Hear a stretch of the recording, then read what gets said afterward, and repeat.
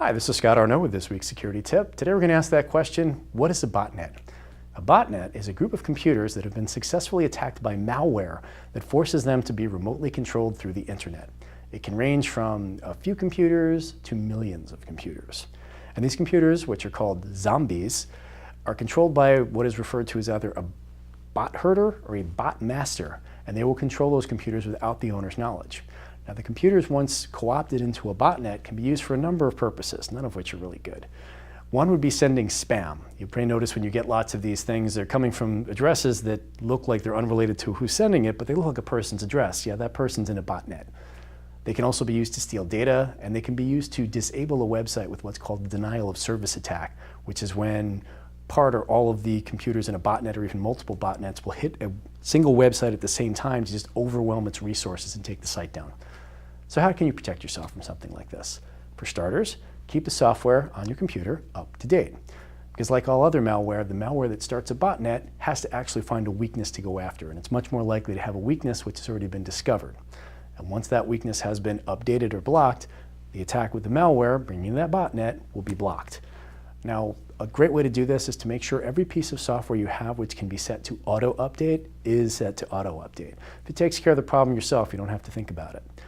Now, for other programs which don't necessarily auto-update, especially third-party ones, that means not the specific Windows operating system software or the Mavericks or Snow Leopard or other Mac-specific software, you can use updaters.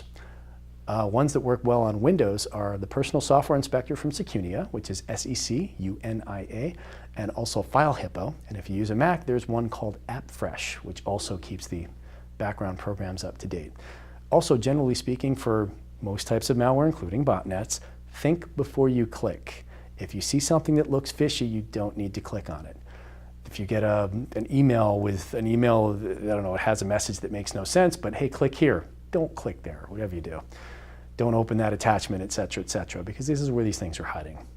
Now also, if you're browsing the web, make sure you're doing it with a non-administrative account. It's just like a guest account. Administrative account has full access to everything. And if you are attacked while you're browsing the web, if you're using a non-administrative account, that attack can cause far less damage because it won't have as much access to your computer. Finally, with respect to those mobile devices, and these can certainly affect them as well, don't jailbreak or root your phone or tablet.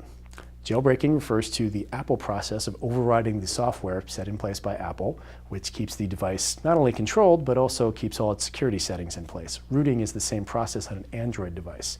Now, if you do either of these, what you wind up doing is you're able to access a few more things, download some other apps, do a couple of other functions, but you're left with a much, much less secure device. Hackers know this and they attack them rather frequently. That said, I hope this was helpful. And if you have any questions about botnets or other areas of computer security, please stop by thesecurityadvocate.com. Thanks so much. Have a great week.